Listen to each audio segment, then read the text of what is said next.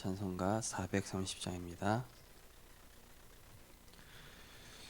주와 같이 길 가는 것 즐거운 일 아닌가. 우리 주님 걸어가신 발자취를 밟겠네. 한 걸음 한 걸음 주 예수와 함께 날마다 날마다 우리 걸어가리. 어린아이 같은 우리 미련하고 약하나 주의 손에 이끌리어 생명길로 가겠네. 한 걸음 한 걸음 주 예수와 함께 날마다 날마다 우리 걸어가리. 꽃이 피는 들판이나 험한 골짜기라도 주가 인도하는 대로 주와 같이 가겠네. 한 걸음 한 걸음 주 예수와 함께 날마다 날마다 우리 걸어가리. 꽃이 선지자 에녹같이 우리들도 천국에 들려 올라갈 때까지 주와 같이 걷겠네. 한 걸음 한 걸음 주 예수와 함께 날마다 날마다 우리 걸어가리. 아멘. 사랑의 하나님 감사합니다. 우리를 저주와 재앙과 멸망에서 불러 가정 가문에 복음 가진 아브라함으로 우리를 먼저 복음의 증인으로 세우신 하나님의 은혜와 사랑에 감사를 드립니다. 그러나 나의 나된 것은 하나님의 은혜라고 고백했던 바울의 고백과 같이 우리가 먼저 된 자이나 우리의 모든 것들은 하나님의 은혜로 된 것이며, 또 우리 가정 가문에 또 우리 주변에 병든 자, 연약한 자, 또 아직 복음을 받지 못한 자가 있다면 그들을 위해 기도하는 제사장과 같은 마음을 가지고 원주의 축복을 누릴 수 있도록 성령으로 역사하여 주옵소서. 영혼을 품되 끝까지 품었던 그리스도의 사랑을 배우게 하시고 제자들을 기다려주며 그들의 영적 상태를 바꿔주셨던 예수 그리스도의 그 사역을 배우게 하시며 내 어린 양을 먹이라 하신 그 사명을 전달하셨던 그리스도의 은혜를 날마다 풍성히 누리며 전달하는 자 되게 하여 주옵소서. 예수 그리스도 이름으로 기도드리옵나이다. 아멘. 하나님 말씀 보시겠습니다. 하나님 말씀은 사도행전 2장 17절에서 18절 말씀입니다.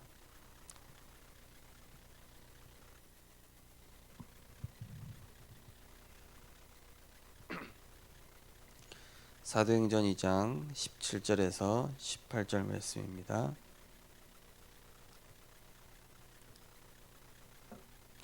우리 두 절 같이 읽으시겠습니다. 하나님이 말씀하시기를 말세 내가 내 영을 모든 육체에 부어주리니 너희의 자녀들은 예언할 것이요 너희의 젊은이들은 환상을 보고 너희의 늙은이들은 꿈을 꾸리라. 그때 내가 내 영을 내 남종과 여종들에게 부어주리니 그들이 예언할 것이요. 아멘. 오늘 본 말씀을 가지고 하나님의 방법, 여정을 알리는 순례자라는 제목으로 말씀을 증거하겠습니다. 교역자는 복음을 먼저 깨달은 자인 것 같지만 사실은 영적 문제가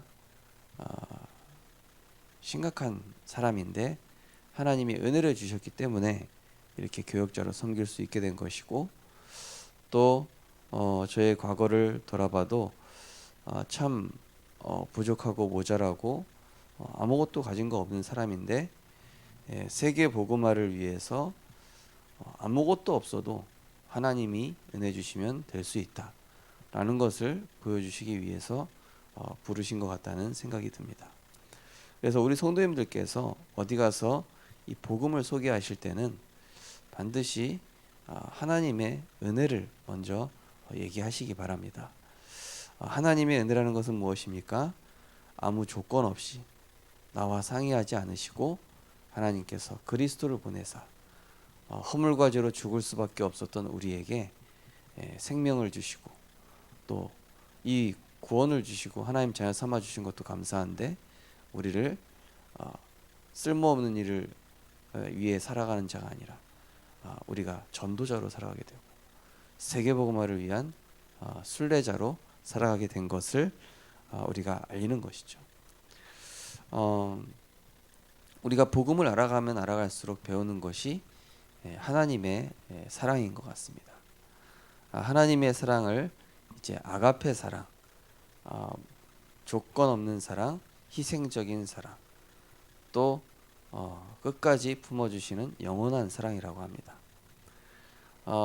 우리 인간끼리는 서로 이제 어떤 자신만의 기준과 잣대를 가지고 이 사람은 이제 나에게 좋다 안 좋다, 뭐 맞다 틀리다 이런 얘기를 하지만은 하나님은 그런 게 없어요. 우리에게 그리스도를 보내주실 때도 무조건적으로 보내셨다니까요. 조건 없이 우리를 사랑하시고 조건 없이 우리에게 성령 충만 주시고 조건 없이 우리를 날마다 인도하시고 동행하시고 이게 하나님의 사랑이거든요. 그래서 우리가 영혼을 품을 때 이 사람이 나한테 잘했다 못했다 이게 아니라 하나님께서 우리에게 조건 없이 그리스도를 보내신 것처럼 우리가 그 영혼을 조건 없이 품는 것이죠. 그러면서 희생적 사랑, 이것은 무엇입니까? 우리가 때로는 복음 전했는데 이게 뭐냐 싶을 정도로 은혜를 원수로 갚는 경우도 있고, 또 이 전도 대상자가 철이 없이 나를 대할 때도 있어요. 그렇죠? 철이 없이 어떻게 대합니까? 막 나는 선으로 대했는데 이 사람이 좀 이렇게 우리한테 섭섭하게 할 수 있는 그런 일들이 있거든요. 그렇지만은 우리는 그것을 보는 것이 아니라 이 사람을 향한 하나님의 계획이 있기 때문에 기도하며 기다려줘야 되겠다. 쉽진 않습니다. 쉽진 않아요. 그래서 우리가 먼저 하나님의 그 은혜와 사랑을 힘입도록 이제 기도하면서 하나님, 저 영혼을 품을 수 있는 마음을 우리에게 허락하여 주옵소서. 제가 중국 선교에 1년 나갔을 때 배웠던 것이 우리 평신도 분들을 통해서 저는 하나님의 사랑을 배웠거든요. 나는 교역자기 때문에 전도하지만은 저분들이 전도하는 모습을 보니까 진짜 영혼 사랑하는 마음이 있더라고요. 어떻게 저렇게 영혼을 사랑할 수 있을까? 알고 보니까 영적 문제를 이해하고 있어요. 알고 보니까 가정 가문의 배경을 가정 가문의 그 심각한 영적 문제 속에서 이렇게 하나님 은혜로 구원받은 거에 대한 감사가 있더라고요. 생각해 보니까 제 안에 감사가 없는 거예요. 하나님 수많은 은혜를 주셨고 수많은 증거를 주셨고 정말로 수많은 이런 많은 응답들을 주셨는데 그거는 생각지 아니하고 내가 뭐 조금 섭섭한 거, 내가 뭐 조금 교회에서 뭐 이상한 소리 들은 거, 뭔가 누가 나를 좀 알아주지 않고 나를 챙겨주지 않은 그런 부분들을 생각했더라고요.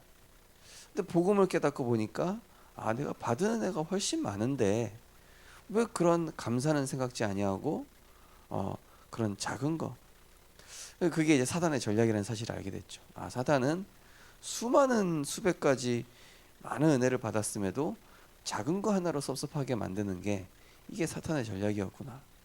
이걸 생각하게 되면서 그 다음부터는 모든 것들을 복음 때문에 감사, 구원받은 것 때문에 감사, 내가 전도자의 길을 살고 가고 있다는 거에 대한 감사, 이걸로 바뀌니까요. 이 뭐 문제도 다 응답으로 바뀌게 되더라고요. 과거에 이제 제가 교회 헌신하고 이 작은 일들이 나중에는 하나님께서 10배, 20배, 100배로 축복하시더라고요. 우리 성도님들께서 교회를 섬긴다, 또 봉사를 하신다, 또 내가 전도 운동을 하고 영혼을 살리는 그 일을 하는데 어떤 일이 있다 할 때는 먼저 하나님이 주신 은혜에 대한 감사를 회복하시기 바랍니다. 나도 하나님 은혜가 아니었다라면은 이런 자리에 설 수 있었겠는가? 내가 하나님의 은혜가 아니었다면은 전도 운동을 할 수 있었겠는가?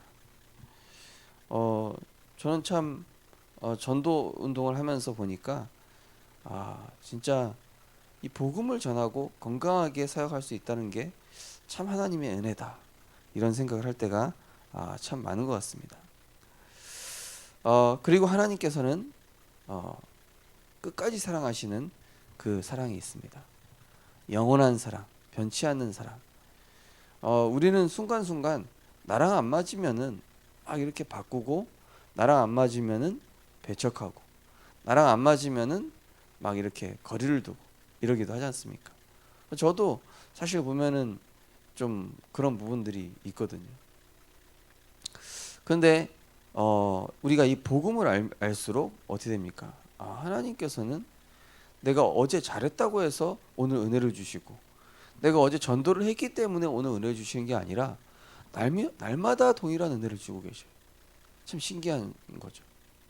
어떻게 내가 뭘 잘했다 못했다가 아니라 하나님께서 늘 동일하게 말씀의 은혜를 주시고, 늘 동일하게 성령 충만 주시고, 늘 동일하게 내 건강과 모든 사역에 역사하실 수 있는 걸까? 이게 하나님 사랑이구나. 그래서 우리 성도님들께서 모든 사람을 대할 때 동일하게 대하시기 바랍니다. 영혼을 대할 때도, 누구를 대할 때도.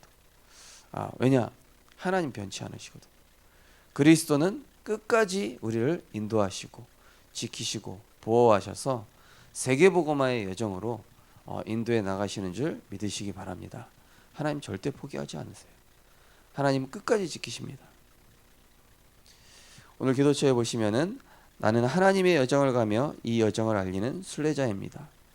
순례자는 하나님이 어떻게 언약을 이루어 가실지와 장래일을 알리는 자입니다. 순례자인 내가 반드시 알고 걸으며 전달해야 할 여정은 무엇일까요?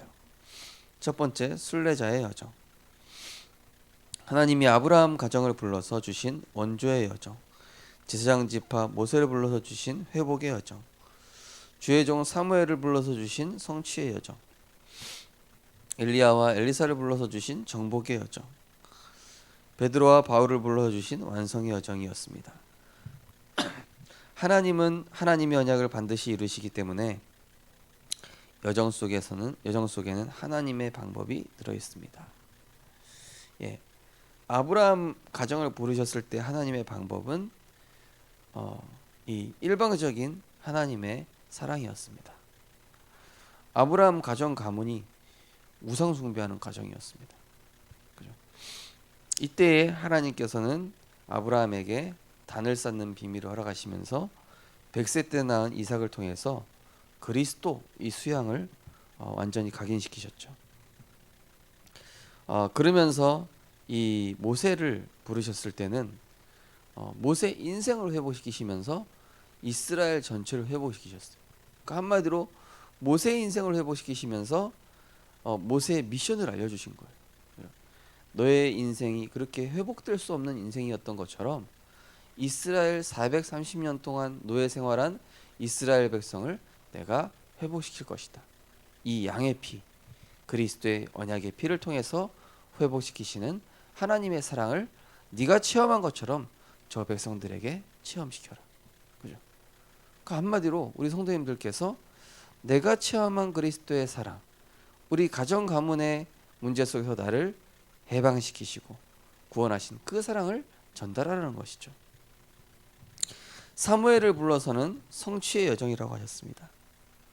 이 사무엘은 어찌 보면은 가장 외로운 상황 속에 있었지만 하나님께서는 이 사무엘을 통해 다윗 왕을 세우시고 성전 회복 언약을 성취시키셨죠. 엘리야와 엘리사를 불러서 정복의 여정. 우리가 때로는 우상 숭배하는 자한테 지는 것 같고, 우리가 때로는 문제와 위기 속에서 불신자보다 못한 것 같지만 하나님은 7천 제자와 엘리사와 같은 숨은 제자를 예배해 두셨다. 그래서 결코 우리는 실패하는 것이 아니라 승리의 여정을 가고 있다라는 것이죠. 그러면서 이 베드로와 바울을 불러서 완성의 여정이라는 것은 무엇입니까? 하나님께서는 연약한 초대교회 성도들을 통해서 로마 복음화 237개 나라 이 복음화의 문을 연 것처럼 하나님께서는 우리를 통해서 세계 선교의 문을 여시게 될 줄 믿으시기 바랍니다. 그래서 내가 뭘 할 수 있겠냐? 그게 아니라니까요. 하나님께서는 우리 성도님들의 가정 가문 후대를 통해서 세계 복음화의 문을 열어가고 계신 줄 믿으시기 바랍니다. 두 번째로 다른 순례자들을 살려라. 하나님이 걷게 하신 여정 속에서 하나님의 방법을 찾으면 다른 순례자들을 살리는 주역이 됩니다. 땅의 모든 족속이 너로 말미암아 복을 얻을 것이라. 언약을 따라가는 여정 속에서 나로 말미암아 전 세계가 복을 받을 것이라는 하나님의 약속을 발견하게 됩니다. 하나님의 말씀을 전달하는 그 시간에 하나님이 직접 역사하십니다. 하나님이 나를 순례자의 주역으로 절대 주권자의 미션을 전달하는 대리자로 부르셨습니다. 문제는 전부 서밋의 축복이며 하나님이 함께 하시는 여정의 축복을 받을 기회입니다. 하나님이 주시는 서밋과 여정의 언약을 붙잡을 수 있도록 돕는 것이 내가 해야 할 일입니다. 이런 인턴십이 교회에 필요합니다. 많은 사람들이 나는 안 된다. 나는 실패했다. 또 나는 바뀌기 힘들다. 이렇게 생각을 하고 있어요. 그렇지만은 하나님의 방법만 찾으면 사실은 쉽거든요. 그 하나님의 방법이 무엇입니까? 바로 이 하나님의 말씀 안에 내가 계속 거하는 것입니다. 그죠? 그래서 누군가 나한테 은혜를 전달해 줬기 때문에 이제 우리가 복음으로 세워진 거 아닙니까? 그래서 우리는 결국에는 지금 내가 내 인생을 살아가고 있는 것 같지만 절대 그렇지가 않죠. 하나님께서는 나 한 사람을 통해서 하시고자 하는 중요한 계획이 있다는 것입니다. 그래서 너로 말미암아 복을 얻을 것이다. 그래서 우리 성도님들께서 나를 정죄하지 마시기 바랍니다. 나를 정죄하지 마시고 자녀도 정죄하지 마시고 그 누구도 정죄하지 마십시오. 그 사람을 향한 하나님의 정확한 세밀한 계획이 있기 때문입니다. 어제도 수예배 중에 말씀드렸던 것처럼 요한복음 9장 1절에서 3절에 보니까 날 때부터 맹인인 사람, 이 사람을 두고 제자들이 예수님께 질문을 했죠. 저 사람의 죄로 인함입니까? 아니면 저 아비에 인한 죄입니까? 그때 예수님께서는 죄 때문에 저 사람이 잘못해서 그런 게 아니다. 왜 그런 관점으로 보냐? 그게 아니라 저 사람과 저 가정 가문을 향해 하나님께서 하시고자 하는 계획이 있다. 이렇게 얘기하셨죠. 무슨 얘기입니까? 우리 가정 가문에 어떤 문제가 있음은 누구의 잘못이 아니라 하나님이 나를 전도자로 세우시고 우리를 통해서 우리 가정과 가문과 같은 어려운 문제 속에 빠진 자들을 살리시기 위함인 것을 하나님께서 알리시는 것이죠. 그래서 우리가 문제에 빠진 성도님들을 만났을 때 어떻게 하게 됩니까? 당신이 가지고 있는 그 문제를 통해서 하나님이 당신에게 복음 회복시키시고 정말로 그리스도면 다 된다라는 것을 알리시는 그 축복의 사인인 것이다. 그러면서 이렇게 알리는 것이죠. 저도 어제 어, 이제 예배를 회복하지 못하고 계신 분이 계시길래 좀 전화를 드렸더니 이분이 힘이 많이 빠져 계시더라고요. 힘이 많이 빠져 계셔. 근데 힘이 또 주변에 빠질 일도 있었지만은 이분이 또 나름대로 불신자를 막 열심히 돕고 있더라고. 그래서 격려를 해드렸죠. 집사님, 지금 하나님께서 은혜 주셔가지고 집사님이 아주 잘 인도받고 계시다고. 그런 가운데 집사님께서 집사님 인생의 여정을 하나님과 동행하시라고. 그리고 하나님께 맡기면은 더 빨리 회복된다고. 집사님이 그렇게 어렵게 돈을 벌고 또 집사님이 어렵게 자식들 키워가면서 그렇게 하고 계시지만은 하나님이 주인 되시면은 더 빨리 더 좋은 길로 더 좋은 방법으로 문을 여시기 때문에 그러면은 집사님이 하시는 것보다 더 빨리 내 주변 사람들을 살릴 수 있다. 그래서 집사님의 방법으로 지금 자녀 문제, 가정 문제를 회복시키시려고 하지 마시고 그런 어려운 상황일수록 복음 회복하시고 힘들고 다른 길이 없는 상황인 것 같을수록 하나님 앞에 서시면은 하나님께서는 더 좋은 길과 더 완벽한 길을 여시게 될 겁니다. 이렇게 좀 말씀을 드렸습니다. 왜냐면은 많은 성도님들이나 연약한 자들은 내가 처해 있는 문제를 지금 내가 해결해야 된다고 생각하고 있거든요. 그렇지만은 그게 아니잖아요. 하나님께서는 우리를 전도자로 부르셨고 이 언약의 여정으로 인도해 나가시는데 지금 우리에게 있는 문제를 해결하라고 주신 것이 아니라 그 문제를 통해서 하나님이 하시고자 하는 게 뭔지 빨리 깨닫고 그 길로 가라라는 거예요. 그렇죠? 독수리가 독수리 새끼를 훈련시킬 때 절벽에서 이렇게 어미 독수리가 미는 이유가 뭡니까? 절벽으로 떨어져 죽으란 얘기가 아니잖아요. 그렇죠? 너는 독수리이기 때문에 빨리 나르라는 것이잖아요. 그렇죠? 그런 것처럼 하나님께서 우리에게 문제와 어떤 상황을 주신 거에 대한 하나님의 계획을 내가 깨닫고 다른 사람도 문제에 빠져 있는 사람이 있다면은 그 사람에게도 알리는 것입니다. 당신이 지금 빨리 언약 안으로 돌아와서 하나님이 그 문제를 통해서 하시고자 하는 중요한 계획을 빨리 깨달아라. 어제 수요 예배 때도 말씀드렸다시피 또 성도님 가정에 이 수도 때문에 문제가 있어요. 집에. 근데 어찌 보면은 그것 때문에 사실은 사람과의 갈등 또 여러 가지 경제적인 문제 때문에 이렇게 고민을 할 수도 있지만은 이걸 통해서 우리 가정 가문이 복음을 회복하고 그리고 하나님이 지역 복음화에 대한 하나님 새로운 계획을 가지고 계시는구나. 그분이 그렇게 얘기하시더라고요. 하나님께서 어디론가 자기를 자꾸 이렇게 밀어 가신다고, 이끌어 가신다고. 하나님을 막 끌고 가신다는 거죠, 한마디로. 그래서 모든 문제는 결국에는 하나님이 하시고자 하는 그 일 속으로 우리를 자꾸 몰아가시는 것입니다. 그때 안 가려고 버티지 말고 어떻게 하면 됩니까? 빨리 말씀 따라가고 어려운 시기지만은 내가 복음에 결단해야 되겠다. 어려운 시기지만은 내가 렘넌트 살려야 되겠다. 어려운 시간표고 정신없는 시간이지만은 내가 예배와 말씀만큼은 절대 놓치지 말아야 되겠다. 이런 결단 속에서 많은 사람들을 살리는 치유의 증인으로 하나님이 세우실 줄 믿습니다. 우리 언약 기도하겠습니다. 언약의 여정을 걷는 많은 사람 앞에 증인으로 서게 하옵소서. 예수 그리스도 이름으로 기도드리옵나이다. 아멘. 하나님께서 우리를 먼저 세우신 것은 무너져 있는 다른 사람들을 회복하고 살리라는 것입니다. 우리에게 문제를 주신 것은 그 문제를 해결하라고 주신 것이 아니라 그 문제를 통해서 하나님께서 나를 어디로 움직이라고 하시는지 내가 빨리 하나님 은혜로 회복하고 하나님의 길을 가기를 원하시는 것입니다. 하나님, 가장 어려운 시기지만 내가 이때 그리스도 바라보게 하시고 가장 힘든 시기이고 내가 문제를 해결해야 될 것 같지만은 하나님 이때에 하나님의 방법을 찾는 우리들이 되게 하시고 하나님의 길을 찾아 그 길을 가게 해달라고 하나님의 그 능력을 전달하는 우리들이 되게 하여 주옵소서. 합심해서 기도하시고 자유롭게 기도하시겠습니다. 사랑의 하나님 감사드립니다. 하나님 우리에게 먼저 복음 깨닫게 하시니 감사드립니다. 먼저 복음 알게 하시고 먼저 이 복음의 축복 속에서 영적인 문제에 치유받게 하시고 그리스도로 해답과 결론 나게 하시니 감사드립니다.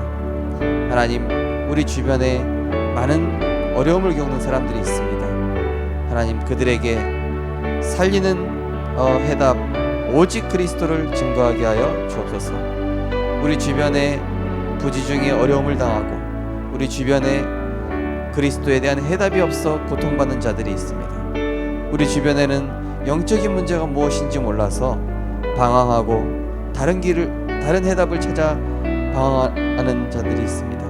하나님 그들에게 유일한 길이요 유일한 진리요 유일한 생명 되신 그리스도를 알리는 순례자의 축복을 누리게 하여 주시옵소서. 하나님 문제 속에는 하나님의 중요한 계획이 있다고 하셨습니다.